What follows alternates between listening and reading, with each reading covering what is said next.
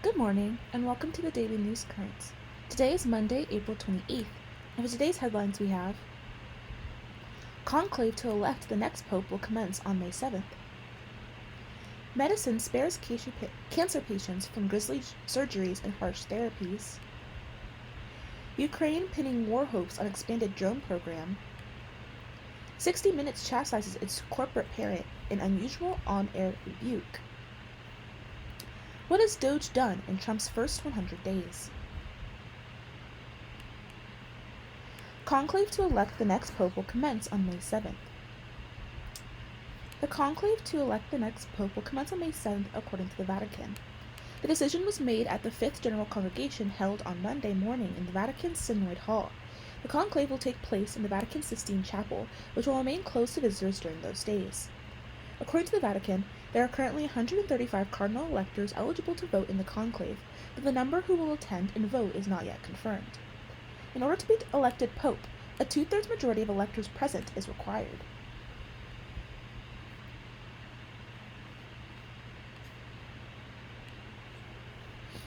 Medicine spares cancer patients from grisly surgeries and harsh therapies. For a limited group of cancer patients who have solid tumors in the stomach, rectum, esophagus, and other organs, an immunotherapy trial offered stunning results.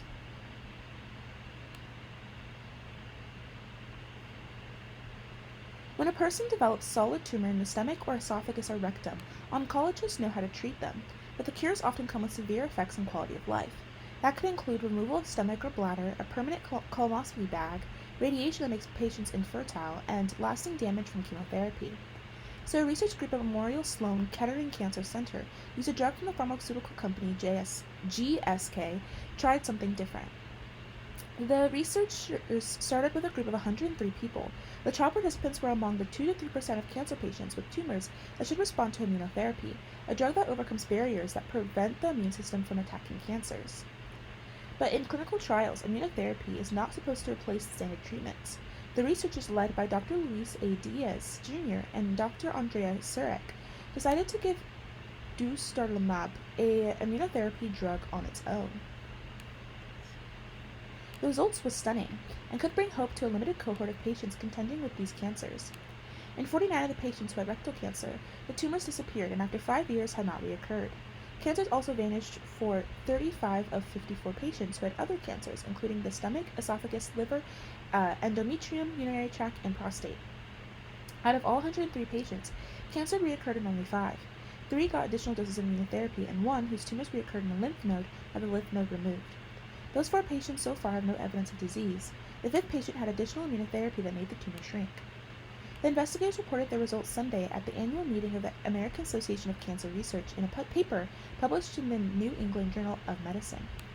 The results, said Dr. Bert Volstein, an oncologist at Johns Hopkins in Baltimore, are groundbreaking. Earlier phases of the drug development occurred in his lab, and he has watched its progress with amazement. 20 to 30 years ago, the idea that you could take large tumors of many different organs and treat them without doing surgery would seem like science fiction, he said. But, he added, the discovery did not spring full-blown into the minds of researchers. Instead, he noted, it builds on 40 years of research starting with very basic science. The reason immunotherapy even had a chance against these large tumors is because the patient tumors have what is known as mismatch repair mutations in their genes that prevent them from fixing DNA damage. As a result, such tumors are studded with unusual proteins that signal the immune system to destroy them, but tumors build up shields that block immune system attacks. Immunotherapy pierces the shield and allows the immune system to destroy the tumors.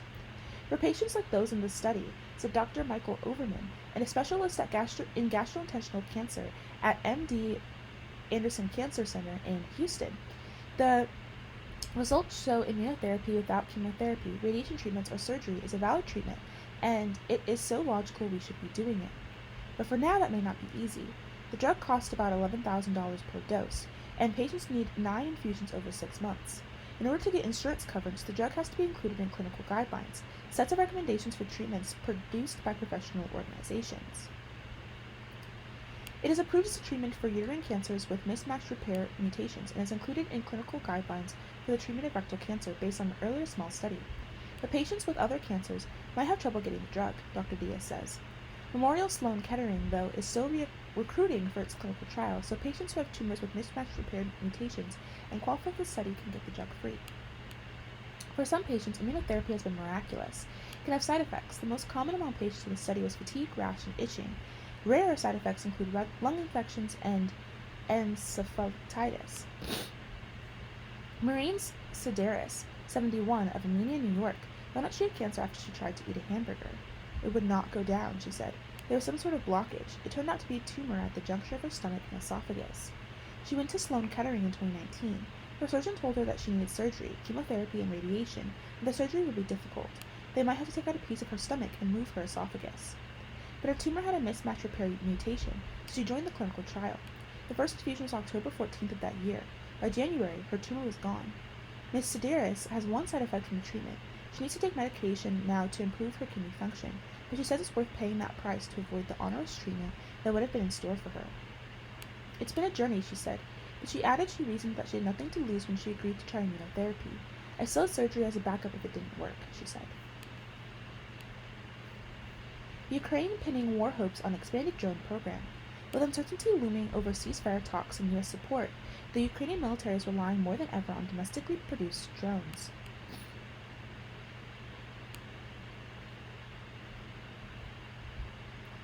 The Ukrainian soldiers rose in the pre-dawn, stretching and rubbing their eyes and rolling up sleeping bags in a basement hideout near the front lines of the country east. Their day would not take them far afield. Most stay in their basement, working with keyboards and joysticks controlling drones. At a precarious moment for Ukraine as the country wobbles between the hopes that President Trump's ceasefire talks will end the war and fears that the United States would withdraw military support, the soldiers are taking part in a Ukrainian army initiative that Kyiv hopes will allow it to stay in the fight absent American weapons. On Sunday, after a week of invaded warfare in Ukraine included the deadliest attack on Kyiv, the capital, in nearly a year, the Trump administration issued somewhat conflicting signals about what would come next. President Trump had a short meeting with President Volodymyr Zelensky of Ukraine over the weekend that Mr. Trump said went well, and in later comments he did not rule out sending more weapons. But Secretary of State Marco Rubio warned that the United States was close to walking away from the peace table, so that the coming week would be very important. Should the peace talks fail or the United States decide to discontinue arms shipments, the Ukrainian drone initiative is likely to take on more importance than ever. The program, called the Line of Drones, doubles down on unmanned systems that are assembled in Ukraine, mostly small exploding drones flown from basement shelters.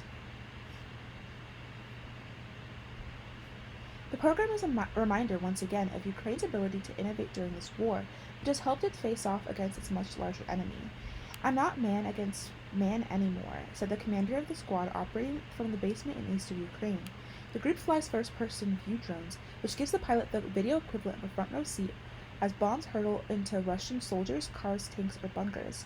In keeping with military protocol, the commander asked to be identified only by his first name and rank, Private Artem. Even before the Line of Drones program, Ukraine was relying heavily on unmanned weapons, which now inflict about 70% of all casualties in the war on both sides. The Ukrainian military says more than all other weapons combined, including tanks, howitzers, mortars, and landmines. While those weapons are partially provided by the United States, the Ukraine assembled their drones domestically from components mostly made in China. The expanded drone program, in the works since last fall but formally announced in February, is Kyiv's Plan B if talks to end the war, which began with Russia's full-scale invasion in 2022, fail. Drones from both sides already hum near continuously over the battlefield. In the drone war, Russia has an advantage in quantity, while Ukraine has an advantage in quality, often becoming a first adopter of new technological approaches. Those include flying retransmitter drones to extend the explosive drone range and guiding drones with hair-thin fiber optic threads that are impervious to jamming. The Line of drones strategy has been overshadowed by the ceasefire talks and by Mr. Trump's dismissive assessment of Ukraine's chances without U.S. aid. We don't have the cards, he told Mr. Zelensky in a contentious Oval Office meeting. But the drone deployment has already yielded results, according to military analysis. It has been partially credited for a 3-month slowdown of the Ukrainian offense in Ukraine. Russian forces that surged forward last fall have been a virtual stall since January, in spite of the Russian military's staging costly assaults.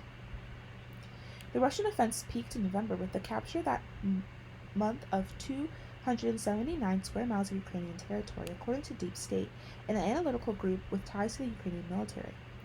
In March, Russia captured just 51 square miles, the group's analyst shows. Russia's main gain over the winter was expelling Ukraine from all, or almost all, of the Kursk region inside Russia. The Ukrainian program will fill out 4 drone battalions to become drone regiments, expanding from about 700 soldiers to 2,500 soldiers armed with first-person view drones, others that drop bombs, and unmanned ground systems. The last includes remote-controlled vehicles armed with machine guns. All wars spur innovation, from the invention of radar during World War II to night vision goggles in Vietnam. But Ukraine's drone strategy was born of a key weakness in its military after more than 3 years of war, the waning motivation of Ukrainians to join the army. As draft evasion has become widespread, force replenishment has become a challenge. Drones don't replace soldiers. In fact, each flight of a first-person view drone can require up to 4 soldiers. For flights last week in northeastern Ukraine, a drone squad consisted of a pilot, a navigator, an armorer, and a pilot of a retransmitting drone. But recruiting for these positions is easier than finding soldiers for the infantry who will serve in trenches. With fewer soldiers to lose than Russia, Ukraine wants to limit direct engagements. That's where the drones come in. The strategy focuses on a belt of land about 18 miles deep behind Russia's front line, saturating the airspace over this area with reconnaissance and strike drones can prevent Russian soldiers from massing for assaults. The drones, flying about 80 miles per hour, can outpace anything moving on the ground. The fair assessment is that it is working, Michael Kaufman, a senior fellow at the Carnegie Endowment for International Peace, said of the drone program. Russia's equipment shortages and winter weather also played a role, he said. The goal, Mr. Kaufman said, was to design a force that can lock down large parts of the front and sustain itself without U.S. help. Ukraine, however, is so deeply reliant on the United States and European nations for its air defense systems to defend cities against missiles far from the front line. The program's goal is to expand over time, with the experienced drone pilots sharing expertise with soldiers and other units in an attempt to complicate Russia's logistics, air defense, and electronic warfare operations behind the front line, Yuriy Fedoronok, the commander of the Achilles Regiment, said in an interview. The idea is to cover the whole front line with drones, he said. The Ukrainian military did a test run last year when Republicans in Congress stalled a supplemental spending bill for Ukraine. Artillery and ammunition ran so low that some crews fired only smoke shells. At one section of the front near the town of Chaziv Yar, drone crews compensated with a flurry of attacks that disrupted Russia's offense. Though drones cost $500 to $750 each, less than large-caliber artillery shells, which cost about $30,000. Other militaries are taking note. The U.S. Marine Corps this year formed its first experimental attack drone squad, flying first-person view drones. Private Artem is serving in the Achilles Regiment, one of the units recently expanded under the drone program.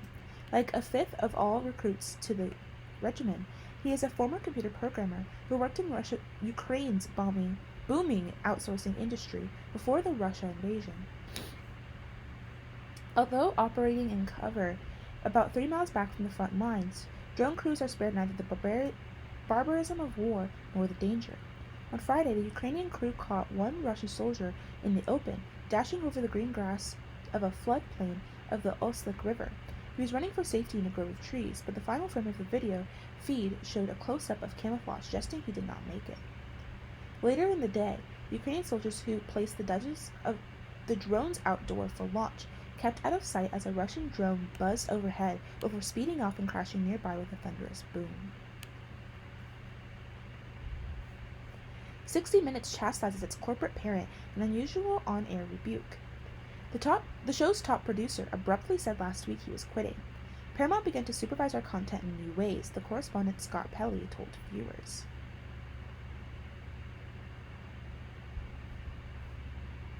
In an extraordinary on-air rebuke, one of the top journalists at 60 Minutes directly criticized the program's parent company in the final moments of its Sunday night CBS telecast, its first episode since the program executive producer Bill Owens announced his intention to resign. Paramount began to supervise our content in new ways, the correspondent Scott Pelley told viewers. None of our stories have been blocked, but Bill felt he lost the independence that honest journalism requires. A spokesman from Paramount had no immediate comment, and has previously declined to comment on Mr. Owens' departure.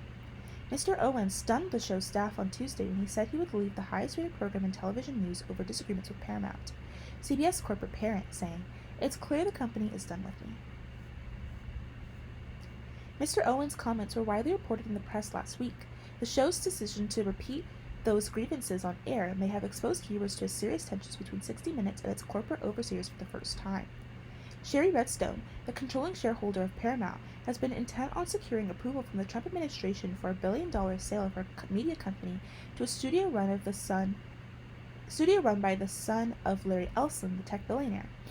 President Trump sued CBS last year, claiming $10 billion in damages in the case stemming from 60 Minutes' interview with the 2024 Democratic presidential nominee, Kamala Harris, that Mr. Trump said was deceptively edited. Ms. Redstone has expressed her desire to settle Mr. Trump's lawsuit, although legal experts have called the case far-fetched. In his remarks on Sunday night's telecast, Mr. Pelly presented Mr. Owens' decision to resign as an effort to protect 60 Minutes from further interference. "He did it for us and you," Mr. Pelly told the viewers of the show, which began airing in 1968. "Stories we pursued for 57 years are often controversial. Lately, the Israeli-Gaza war and the Trump administration. Bill made sure that they were accurate and fair. He was tough that way. But our parent company, Paramount, is trying to complete a merger. The Trump administration must approve it."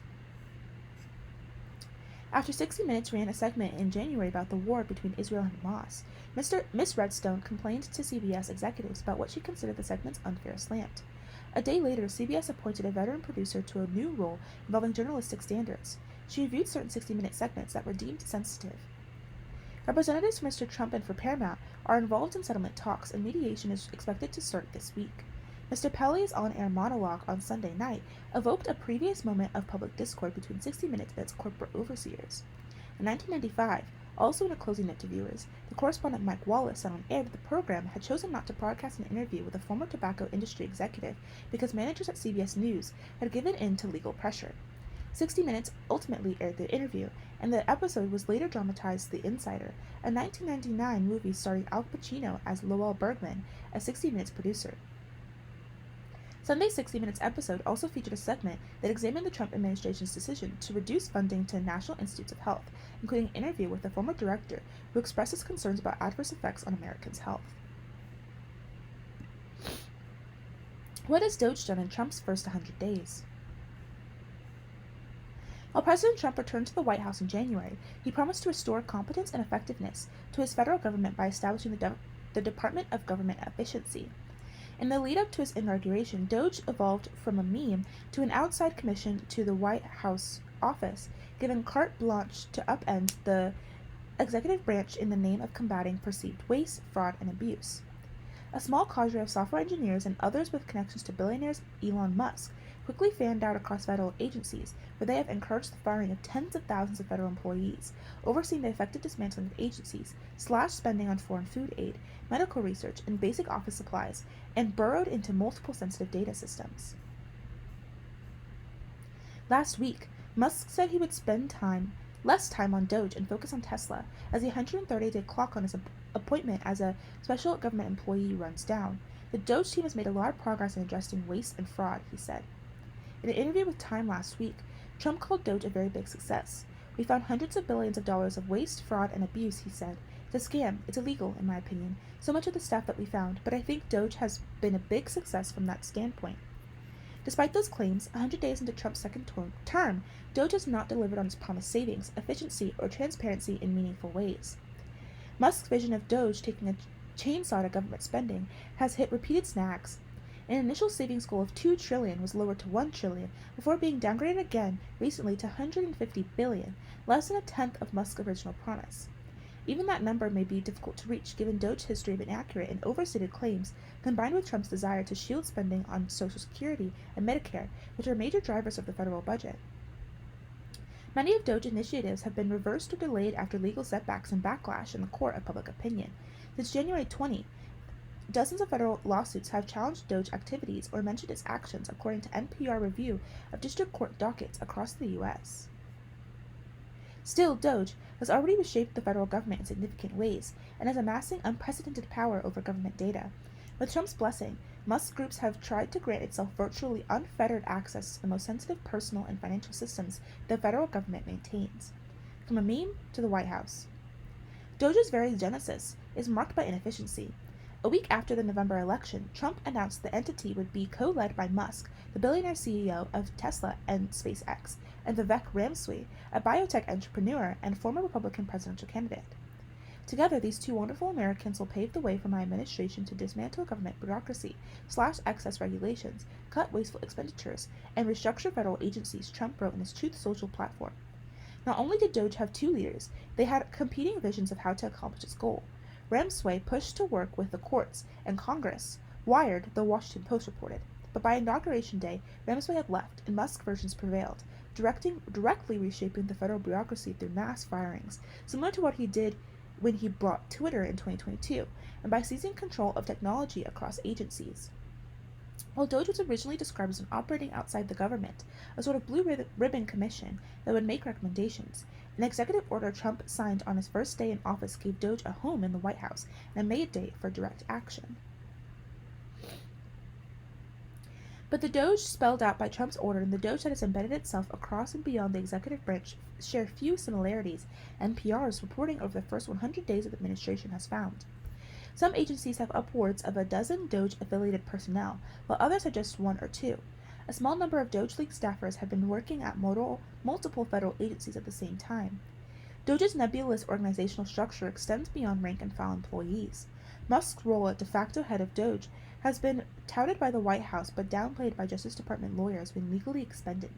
Still, Trump has repeatedly described Musk as leading Doge, and the bulk of its work has been in service of Musk's stated goal to dramatically slash the federal deficit by September 30th, end of the fiscal year. Saving claims were off from the start. There is little evidence to support the claim that Doge is saving agencies significant money or changing the fact that federal government spends more money than it collects, mainly on non-discretionary programs like Medicaid and Social Security. In fact, as of March 31st, government spending is up 10% from the same period last year. Revenue is only up 3%, leading to a 23% increase in the deficit, according to Treasury Department data. Even after Musk's slated downward revision of Doge's savings goal to $150 billion, that number is unlikely to be reached. On its website, Doge claims $160 billion has been saved through canceling contracts, firing workers, and other measures. As NPR has reported, the tracker is plagued with inaccuracies, errors, omissions, and overstatements. As of late April, out of $160 billion in claimed savings, Doge's wall of receipts has data to account to just $63 billion in purported claims. The 5 contract cancellations with the most claimed savings, accounting for nearly $7.5 billion in the Doge tracker, actually amounted to just under $1 billion in potential savings. They included a contract that was never awarded, one that was already terminated, and another that doesn't appear to be canceled at all, as Doge continues to use misleading math. Cutting contracts and stopping spending. NPR's reporting shows the contracts Doge has terminated and spending it has frozen largely reflect policy disagreements with Biden's administration rather than waste, fraud, or abuse. In some cases, Doge targeted spending on these types of software modernization and efficiency efforts that its mandate claims to support.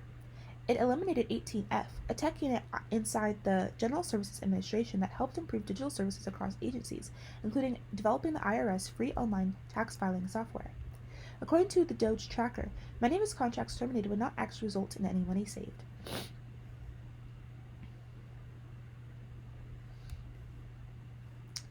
Federal employees say it appears little thought has been given to many of the cuts beyond trying to reach Musk's savings target.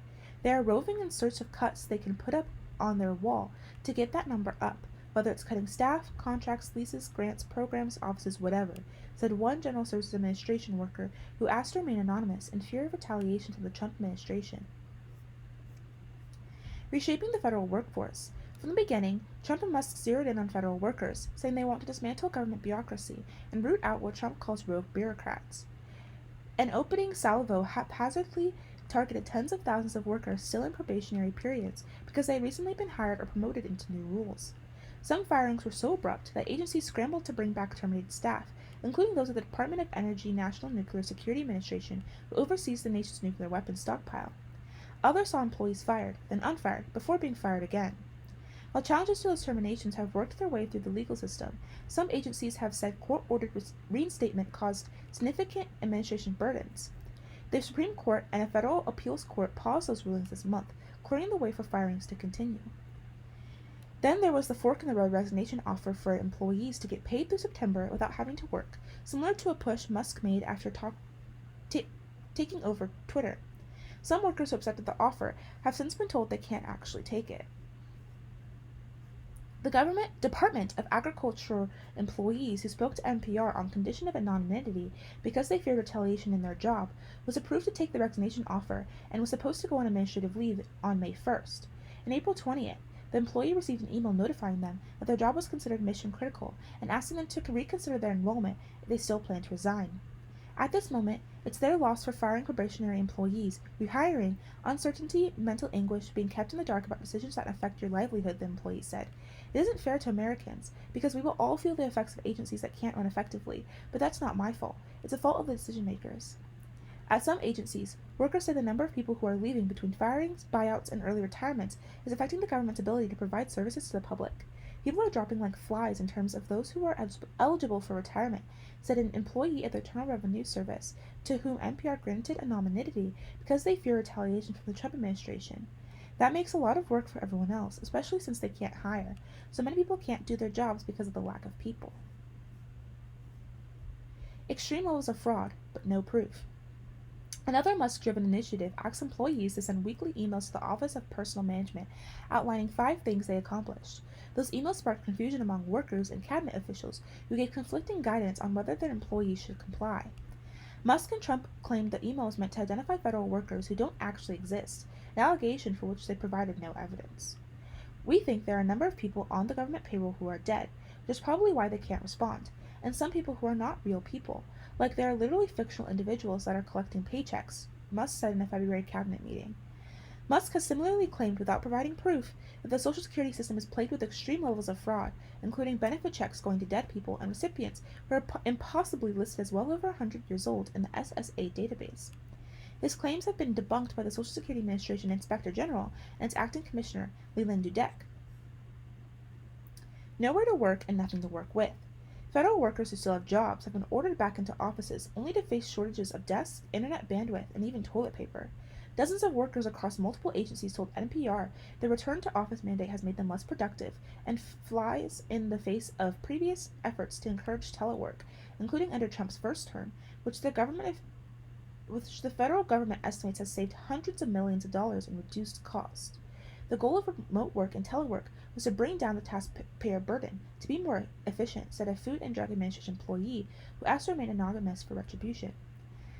The employee was assigned to an office with insufficient space. This is not sustainable. They are going to have to get bigger spaces, said the employee, who requested anonymity because they feared retribution for speaking publicly.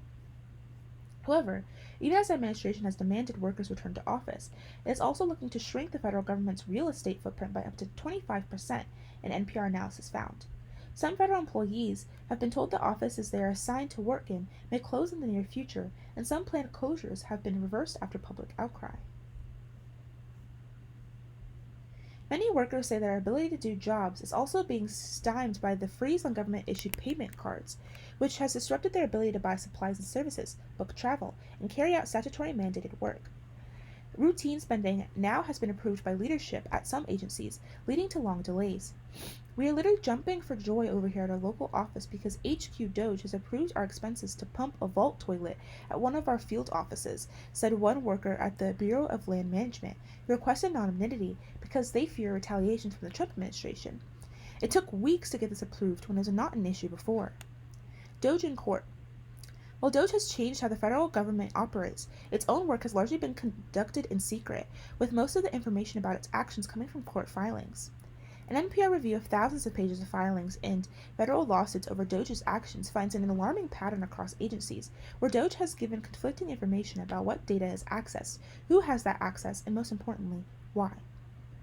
In a case against the Office of Personnel Management, the Treasury Department and Education Department, a federal judge found agencies shared data with Doge's affiliates, who had no need to know the vast amount of sensitive personal information to which they were granted access.